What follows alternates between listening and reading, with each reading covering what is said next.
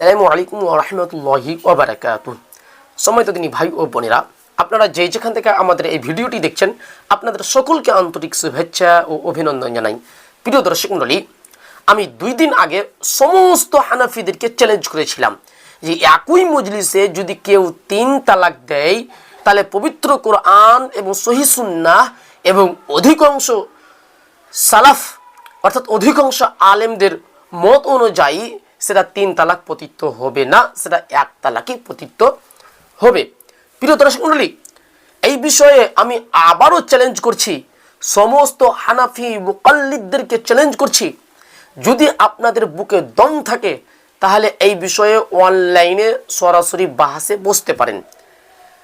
যে আমি চ্যালেঞ্জ করি জাহাঙ্গীর বিন বাকার, যে একই মজলিসে একই সঙ্গে যদি কেউ 3 তালাক দেয় তাহলে সেটা 3 তালাক পতিত হবে না। পবিত্র কোরআন এবং সহিহ সুন্নাহ অনুযায়ী সেটা 3 তালাক পতিত হবে না, সেটা 1 তালাকই পতিত হবে। প্রিয় দর্শক মণ্ডলী, এই বিষয়ে যদি কোনো হানাফি, দেওবন্দি বা বেরেলভি আমার সাথে বাহাসে বসতে চান, তাহলে আমার হোয়াটসঅ্যাপ নম্বর বা আমার যোগাযোগ নম্বর 9508385488 এই নম্বরে যোগাযোগ করেন। ইনশাআল্লাহ তারপর অনলাইনে সরাসরি বাহাস হয়ে যাবে ইনশাআল্লাহ।